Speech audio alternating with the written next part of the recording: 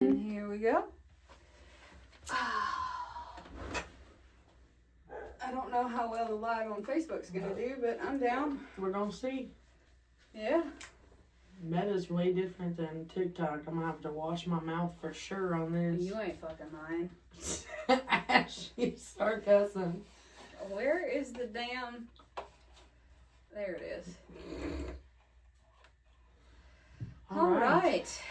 Yay. First time on Facebook Live. First sneak peek. Yay. We've been trying forever and couldn't get it figured out, and Sandy got it this time. Finally got it. I don't know if we even have anybody on yet, so we'll see what happens. Pretty excited about that. Yes. Step in the right direction. How are we feeling on Red Bull number 4? Red Bull number 4 and pickle shot number 1. Great. Mm-hmm. Stand for it. Yeah. Alrighty. Well, I guess we're just going to jump right in because this is a recording of back-to-back. We do want to kind of get ahead because this week I'm going back to work. Yes. And we got a busy week on top of that, so... Yeah, we sure did. Yeah. So, welcome to episode 16 of Blood Beneath the Moss. Woo-woo! Can't believe we made it this far. No. At all. No, I'm telling you right now, our husbands did not think we would make it this far. Absolutely not. Oh, shit. Fuck with it. Why are you messing with things? Because I took a shot. Are you okay? You got this? You good? Yep. All right. Today we're going to be talking about this week's episode, and it is about Terry Mclure. McClure. We're your hosts, Abby and Sammy. Bunch of weirdos up in here. Prepare for that. And Will. Like I said, today we're going to be talking about Terry Mclure. We're going to be getting into what I consider an obviously frustrating, easy solve case. Ooh, okay. But it's turned into a hard stop involving her son. Yeah, you talk about get pissed off, because this is extremely obvious. All right. But, again... We've had a couple of those. That are extremely obvious, yeah. And you're right, extremely fucking frustrating. It is, very much so. Right. So before we get started, since this is Facebook and we haven't done one before, I do not read her episodes beforehand anymore, and she does not read mine, so we can give you the most genuine response to each other's episodes as possible. Yes, so just going to throw that out there. And on top of that, we are going to give you trigger warnings. We are a true crime podcast. We deal with strictly cold cases. Yes. There is nothing... Nothing we do is solved. No. Even though they even might seem solved, they are still Yeah, we've had not. 1 or 2 of those where they seem like they should be, but they're not. No. Some are even historically closed. And they should not be. Not at all. So, all right, well, let's break it down. I want to break it down who Terry Mclure really was first before diving into her case. Terry was a 62-year-old woman living in Reno, Nevada at the time of her death. She was described as remarkably selfless. This person was so kind-hearted, even to strangers, so much that her trusting nature was known around the area. Mm-hmm. An example of that, she would go out of her way for struggling people such as hitchhikers to give them a ride and a meal to help get them along their way. Okay. Now, again, time frame, we just covered a case right before we started recording this one of hitchhiking. Mm-hmm. She's one of those people that you didn't have to worry about. She was going to be like that motherly figure, Okay. honing in. It didn't matter who you were, what your story was. She wanted to help you. She was just a genuinely decent person, it sounds like. Yes. Okay. She was known for her generosity and would give you everything she had. All you had to do was ask. Okay. Terry was mostly known for being a devoted mother. She had a remarkably close relationship with her son, Tim. Terry, being the warm, dependable, and social person, made her the glue of the family gatherings and celebrations. Okay. So when people thought about getting together, that's got to be my husband. Sorry if y'all hear that. He's probably waking up Connor from his afternoon nap. She was in a place in her life that she was enjoying living her life, and it was her growing family. So it was her ready for the next step. Her kids were grown. Truly enjoying her life at this point. She had done her motherly duties, so to say. Yes. I mean, they never really end, but the raising part. Yeah. Okay. Exactly. That being noted, there was nothing in her life, according to everyone that knew her, suggested that she had enemies or had a dangerous associations that would lead to her untimely end. Okay. She had no plans on disappearing. Okay. So, on January 14th of 1983, her son Tim and soon-to-be daughter-in-law were getting ready to get married. So Terry was getting ready to make the hour-long drive to Lake Tahoe from Reno to attend the celebration of the wedding. So at the wedding event, it's noted that Terry was genuinely enjoying herself. She was happy, she was relaxed. There was socializing, drinking, laughing, and sharing family values of the two becoming one. Once the reception was ending, Terry, her son Tim, her daughter-in-law, and the daughter-in-law's parents wanted to continue the celebration at a local casino by gambling. Okay. So they were like, hey, everything's done and over with. Let's just it be us and let's go have a little bit of fun. Yeah, okay. Which, okay, cool. Yeah. The casino was called the Carson City Nugget. It's found in Carson City, which is about 30 minutes away from where the reception was held at in Lake Tahoe. Okay. They spent time together gambling for a while. By 10 p.m. coming around, Terry was ready to call it a night. She was tired. She was ready to head home. Yeah. She bid her goodbyes to the family, and Tim walked her out to her car where they said goodbye, the I love yous, and this is where she supposedly left and not to be seen alive again. Okay. All right. Tim, being the last person to see his mother alive, automatically makes him the number one suspect. Oh, yeah. Now, this is his alibi. After Terry's departure from the parking garage, Tim claimed to return to the casino floor. He said that he gambled by himself for 2 hours because his new wife was enjoying time with her parents. On your wedding night? No, you're not. Thank you. What? Yep. That's what I said when I was digging through all of this. I couldn't wait to be like, bye, Mom, bye, Dad, get out of here. When I got... No. Like, there's a time for the families to become one, and then it's time for you to officially start your new family. Yeah. And that's time with your spouse. And even if that was the case... This already feels weird. You already went to the casino as a family. Yes. To continue the celebration collectively together as a whole. This case already feels weird. Okay. Continue. Sorry. When they all had enough gambling, he said that him and his new bride went out dancing. I will note that here's where the authorities cannot verify the timeline due to the lack of technology in the 80s. Okay. They did not have eyes in the sky on the casino floor or any CCTV footage or to verify the claims that Tim said. Back then, all they had was the mirrors up on, and it was the two-way, so everybody was kind of like watching. Okay. Yep. Gotcha. So they didn't have a way to record what was happening. Okay. So everything was based off of security. Sorry, y'all, I had to take a sip. Now it's the following day after the happy celebration. It's January 15th. Tim and his new bride got to Terry's house around 6 p.m. to visit her in Reno. Upon arriving at her house, they noticed that her car was missing. So Tim went to look around the house, and from what he seen, he was able to get inside the home. He came out and said to his wife, it did not look like she came home from the previous night.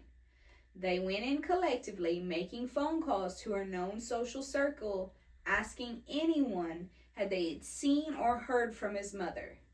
When no one had, they called local authorities and filed a missing person. Now, this is where I'm going to insert my 2 cents here. Mm-hmm. First, especially back in the 80s, why did you not get on your landline and call your mama and ask you, hey, you gonna be home? Yep. Back in the 80s, you just didn't pop up at somebody's house. You called before you went. Mm-hmm. And back then, the landlines was the shit, because you had the cord that went all the way around the house that was hella long. You didn't have the little handhelds. You had the... Yep. And the rotary phone. So you had to be sitting. Hey, let me take the time and call my mama. Yep. Let me see if she's going to be home. And secondly, you're a grown-ass man who just got married, having your own house. How in the hell do you know what your mama's house looks like, and saying that you were confidently saying that she wasn't home the previous night? That's weird. This whole thing's giving off weird. That's all I got for now, but it's giving me weird right now. Out the gate, giving weird. Mm-hmm. All right, I'm glad we're on the same page. Okay. So now it's Sunday, January 16th. Tim claimed to have spent much time of the day driving around looking for his mom and her vehicle between Lake Tahoe, Carson City, and Reno. Tim said while he was out searching for his mother, he was looking for her missing purse as well. How's he know her purse is missing? Ding, ding, ding, ding, ding. We have a winner. Because if you really think your mama just didn't come home, don't you think she would have that with her? Thank on you. her person? Thank you. Because me as a woman and you as a woman, I can specifically say, I don't go nowhere without my purse or my wallet. Keys, wallet, phone. I gotta stop reading ahead of you. It's bothering you, isn't it? Yes. Okay. I'm glad I'm not here. Mm-hmm. Being the only one. At this point in time, the authorities did not realize that her purse was missing. He claimed he searched every casino parking lot from Lake Tahoe to Reno. He said he did not look at the Carson City Nugget parking lot because of a gut feeling. This was her last known location. If I had a gut feeling about my mama, that's the first motherfucking place I'm going. Thank you. Thank you. Oh, no. Thank you. Thank you. All right. I'm glad I'm not the only one. Come the following morning, Terry's body was discovered in the Carson City Nugget parking garage. Boy, you done killed your mama. I'm glad I'm not the only one who thinks so. She was locked in her car with the keys in the ignition. The investigators figured out that she was killed execution style with 2 bullet wounds in her head. Homicide was undeniable. Since Terry was found in her locked car, we have to break down the forensics that require true police work, not just assumptions. Okay? You mad now, ain't you? You big mad? Let me hear it. Let me hear it. Come on, let me hear it. Logically, there's a 2-hour window where no one sees this man. Yeah. No one can say definitively where he fucking was. Thank you.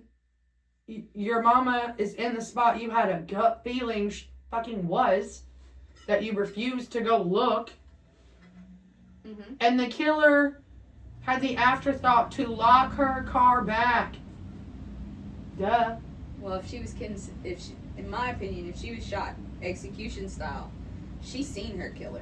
Absolutely. So she probably locked the vehicle herself to keep So herself. did they shoot into the car? Were they in the car with her? They shot into the car. You piece of shit. You looked your mama in the face while you shot her. Sorry. Alright. Now, with this being the early 1980s case, we must note there were limitations on the technology side of this investigation. This truly hurt this case, especially since we had a bit of evidence to work with. Right? We had ballistics, we had autopsy findings, we had a timeline reconstruction, witness behavioral analysis, and vehicle scene evidence.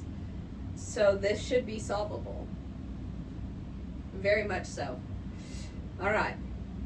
We know that Terry was killed in her vehicle and was left in it for 3 days. So that means there are certain things to consider when breaking down her case. With her sitting that long without being found, which that's another thing that pisses me off. You're in a casino parking garage. People are in casinos all the time. How did they not see her car with a gunshot in it? And blood everywhere. The smell alone, even in January. 3 days. In Reno? Yeah, even in January. Gotta be nasty. Thank you. How did you not find her for 3 fucking days? In a casino? Y'all's casino security sucks. Thank you. Thank you.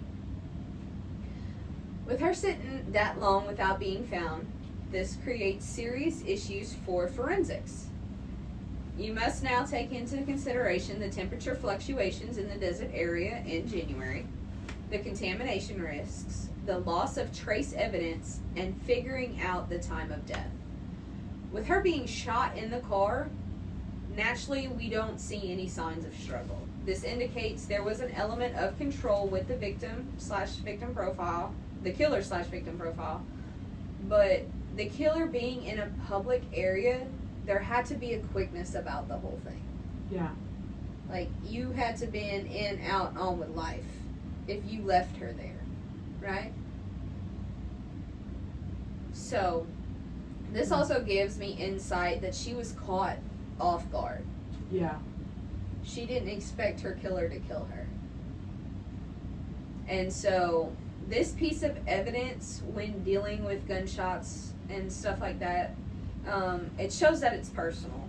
It also shows that with it being execution, there's a range of fire area. So when you're dealing with gunshots, that range of fire is a whole different things of elements wrapped into one. Yep.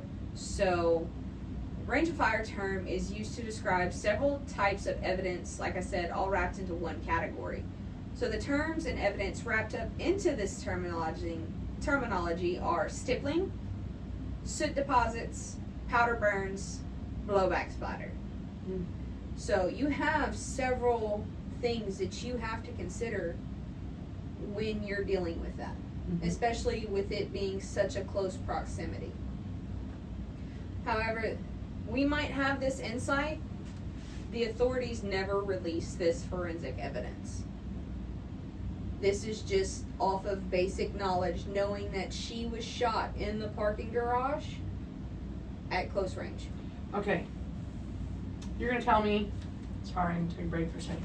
You're going to tell me that with today's technology, today's forensic advancements, that you cannot take your crime scene photos from this time period, give them to a new forensic tech this day and age who can literally sit there, take those pictures, put them in a freaking computer, measure all of those things, your blowback, your powder burns, your soot deposits, all of that, where the blood spatter lands, and all of that to figure out the exact height of the person who shot this woman, because you can.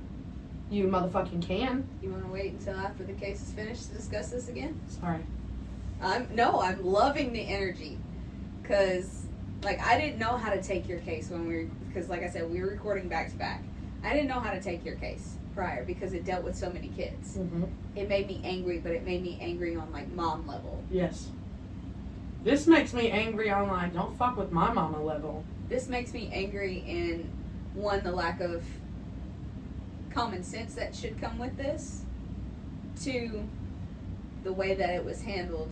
And 3, what you're about to find out. I didn't know what to say on your case. And there's not much that puts me into a position of where I'm speechless. I'm not a speechless type of person. Yeah. Even when I'm angry, I'm not speechless. Your case made me speechless. Alright. This case is going to make you want to scream. Oh, sorry in case I do, guys. Okay.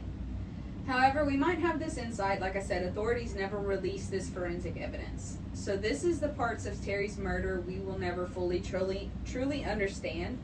In most cases involving gunshot wounds, you get what you call a blood pattern. In Terry's, we do not, due to the fact of the time that she was found.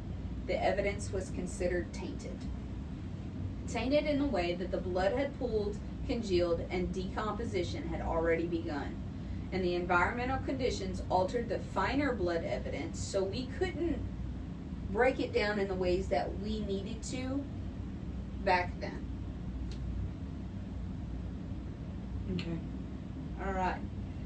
We also cannot prove the gunshot residue theory because in this part, the killer had been gone for 3 days. He had plenty of time, he or she had plenty of time to wash the residue off. Himself and his clothing. Yep. Cocksucking motherfucker. Alright, this moves us to the time of death aspect of this case. Because Terry's body sat in the car for 3 days, the decomposition of the body complicated pathology findings.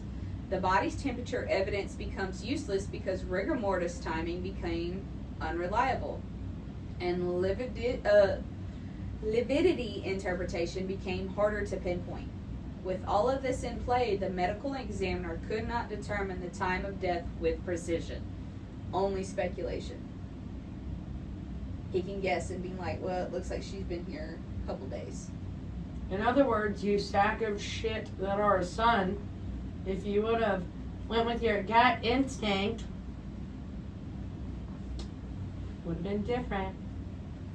Just saying. Keep this all in mind when we break down the suspect timeline and why these details matter. Authorities automatically placed him at the top of the suspect list. His actions during his mother's time missing and his fishy alibis gave him an automatic spotlight. The gut feeling, the missing purse information. The authorities started having enough suspicion to dig into him more than just surface level and what they believed to be a killer. So they did believe that he did it. This is why I said you're gonna get pissed. I just read ahead on that. Quit reading it. You're gonna have to fucking put blinders on your ass. The first thing they found was that he made a damning phone call to his mother's credit card company, which was recorded by the credit card company, saying he wanted to cancel all of her cards because she was recently deceased. Again, when he made that phone call was the night of his wedding.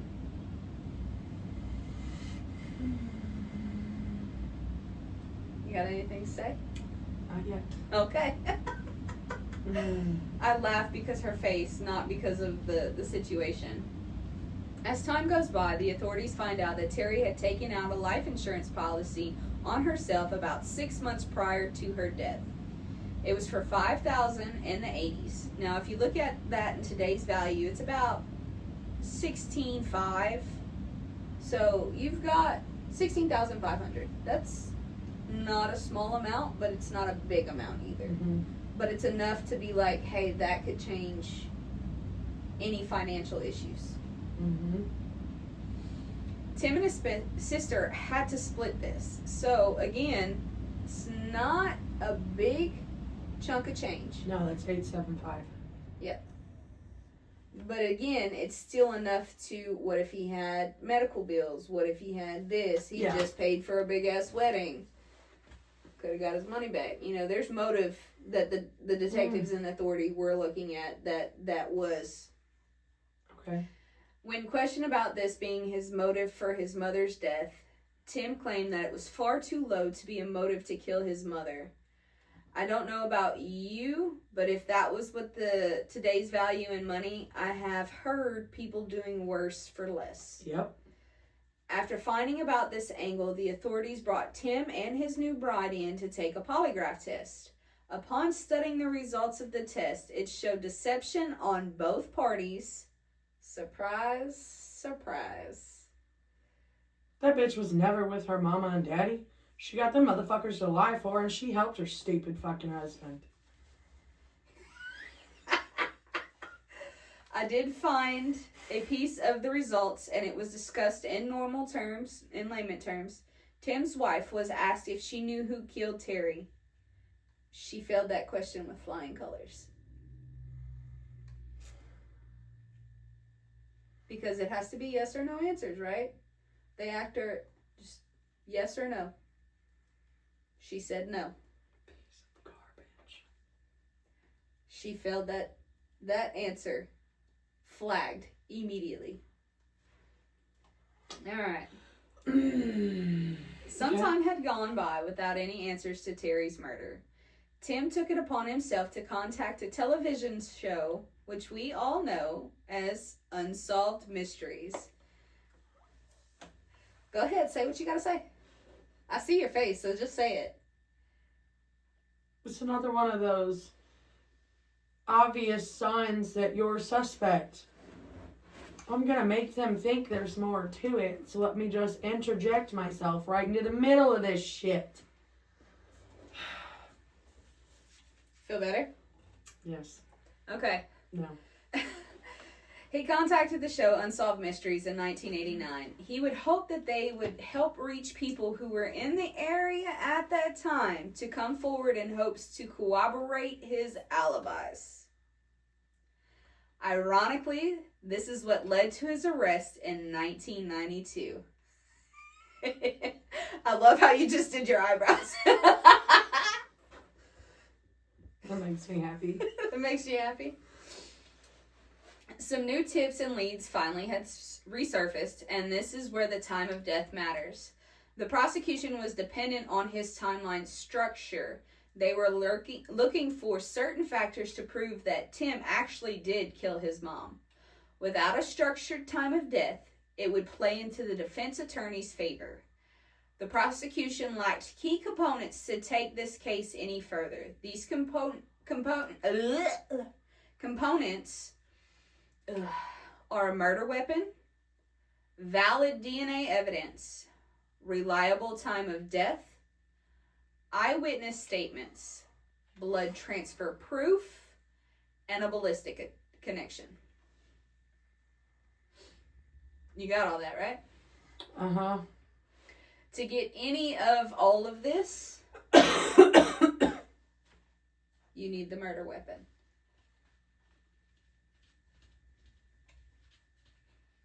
Are you just going to stare at me mad? Continue, please. Okay. Oh, they focus mainly on a motive, behavior, and suspicion, and circumstantial interpretation. That means that there isn't enough to convict beyond a reasonable doubt. This is all circumstantial evidence. Mm-hmm. Perception. Fuck you, fuck you, fuck you. 2 words. Uncle Junior's favorite 2 words. I got 2 words for you. Fuck you. I'm gonna just start saying Uncle Junior when someone pisses me off. You know, when he hears that, he's gonna die laughing. He's I gonna be love it. like, I'm important. It makes my heart so happy. Sorry. Oh, fuck. It's my great uncle. He's like 85. I read ahead, bitch. Continue. Oh, okay. Sorry. Mm. This means this case never fully went to trial. In 1993, all of his charges were dismissed with prejudice. Why? Due to the lack of physical evidence, and his wife refused to testify against him. When a wife or a spouse refuses to testify against their significant other, this is called spousal privilege. Yep, spousal privilege. Listen, motherfucker. The prejudice is bullshit.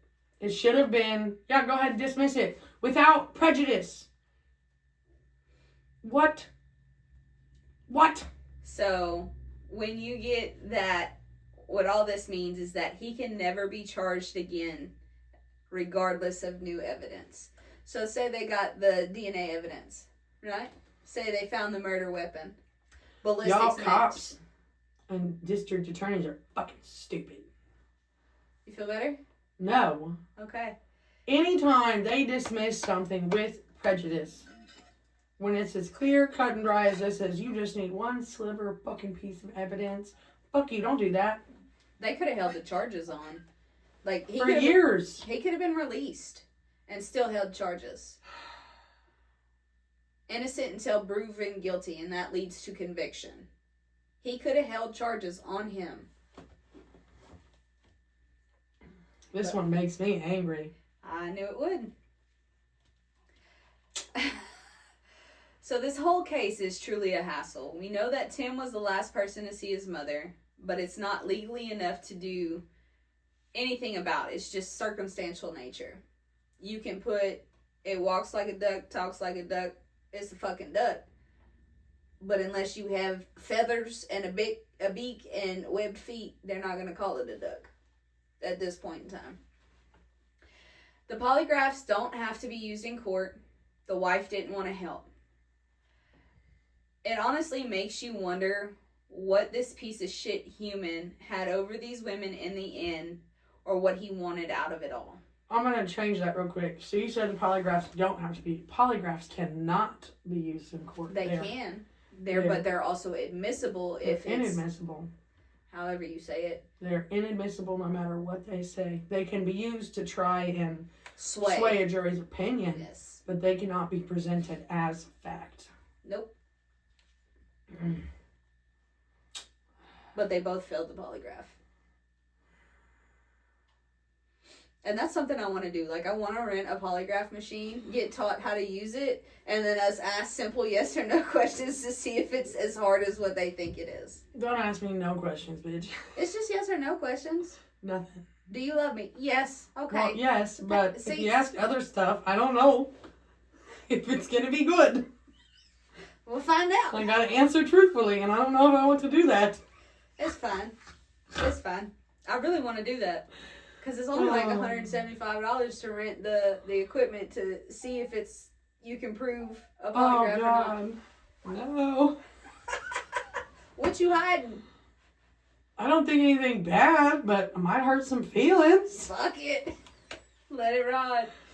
Oh, God. Yeah. In today's day and age, this case can be solved. It can. They have enough. It's still sitting in evidence. It's still locked up.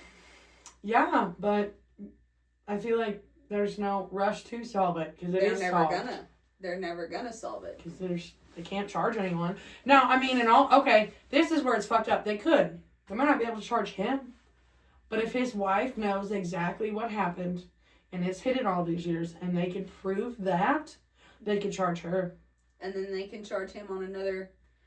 Or they would never be able to charge him for the murder. They wouldn't. They could not charge him for murder. They could charge him with accessory to murder. They could charge him with several different things. They just cannot charge him with what charges they had when they dismissed with prejudice. If they charged him with first or second degree, no, you can't charge him with those. But you can charge him with assault with a deadly weapon. You can charge him with so many different things. Conspiracy to commit murder. There's things. There's ways. Loopholes. There's loopholes. Yeah, they just can't, that exact charge, cannot be used, but others can be put in its place. Yep, sure can. Idiots. And, in my opinion, the killer walks free. This is where I say that the justice system is broken in ways that cannot be explained or fathomed. Because, let's be honest, outside looking in, granted, again, it is circumstantial. It is me having the opinion. But common sense tells you there is 2 hours he cannot verify his fucking alibi. And he was the last person to see his mama alive. That boy did it.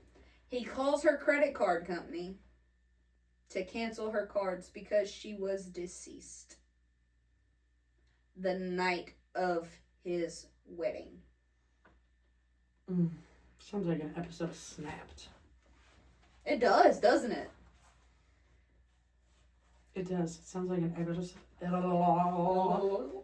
of Snapped. It really does. Just out of the blue, because I'm about to snap. But that's what gets me, is like, if she was this good of a person, what caused the snap? What did this? What is the straw that broke the camel's back?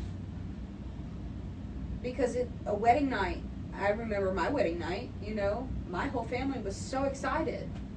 Like, I got messages from you guys. I got messages from people back in Louisiana. I got mom and dad sitting here happy-go-lucky, and then everybody was here the day after.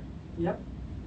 So it's like, that's a happy time. What would cause you to be so angry on one of the supposed to be the greatest nights of your life?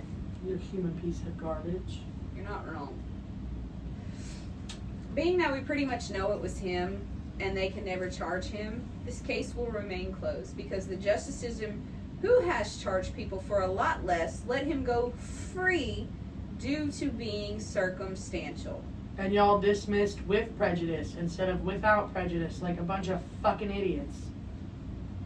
I mean, if they wouldn't have did it with prejudice, he could have been charged later on. Yep. Because without prejudice, you're able to have another charge one more time. Same thing. And if you're convicted that same time, you're enabled to what? 2 appeals? Something like that? The appeal process doesn't change. You get the same number of appeals. Oh, okay. Yeah, I didn't know that. Been through that. Same number of appeals. So how do you feel about this case? Because it feels pretty cut and dry to me. It does.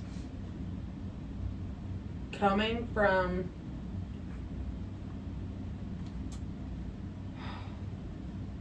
personal experience, okay?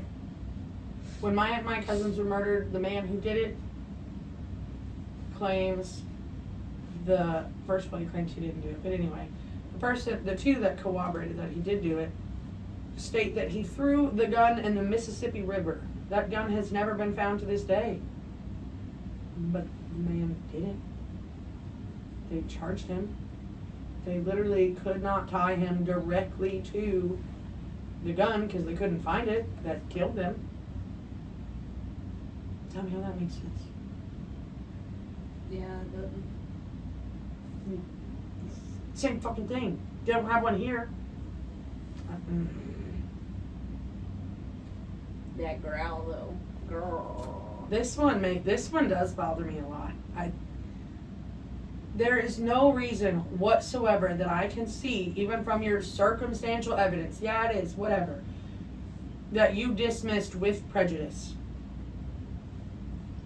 You guys failed this woman in so many ways by dismissing his charges with prejudice. But again, like we said, those charges were dismissed with prejudice. Charge him with something else when you get the proof. He may not go to jail for life. He may not get the motherfucking chair. But he's gonna spend some time in prison. My thing is like, the night she was killed, you call the credit card company. They have to record those conversations. That shows to me clear. Even if he didn't, sorry, but even if he didn't, that shows clear knowledge that he knew right then and there his mama was dead. Yeah. So, okay, say he didn't do it and his wife was lying when she said no to not knowing who killed him. Exactly. Maybe she did it. Maybe they hired someone to do it. Who knows? But obviously, you're both lying. You failed your polygraphs. Yeah. You called that credit card company that night. You talked about her purse missing before it was ever even clarified. So you had knowledge she was dead. You had knowledge her purse was fucking missing. You had this gut feeling that you say you went to all these other casinos, but the only verified casino that she was at was Carson City Nugget. And she told her she was going home. So why would she have went anywhere else? She's a 62-year-old woman. She ain't It's tricking. after 10 o'clock at night. She probably didn't want to go home and go take her ass to bed. She won't take her teeth out and go to sleep. Bitch, I like to do that too. My top 4 is fake. God damn it, Abigail. I thought you said you would ever say that. I'm done. It's because I got mad and I got heated in the moment. Fuck. You never know unless I told you. They are. It's top 4 fake. My front 2 are fake, but mine are permanent. Exactly. I never know that. You got a bridge. It's fine. You know how many people I know that have bridges? It's fine. Oh, God. You would never know. Yours look good. You're fine. Oh, shit. The fact that you just, like, as soon as you said it, you were like, fuck. oversharing Abby time. Took a pickle shot right before we started this one, guys. She did. Verified it. She chased it with a lime Red Bull. Yeah. It's been a week. You ain't wrong. You ain't wrong. I do know that, like I said, we recorded 2 back-to-back today. We just want to thank you guys for listening in and following. Cause I hope someone is as mad at this case as I am. it looks like we got people writing. I just don't know what it says because it's so far.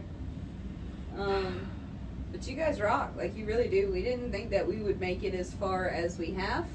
Yes. I know that to some it seems silly. I also, though, personally, like, even if we didn't have people watching, I just enjoy it to that extent. This has become a passion. It has.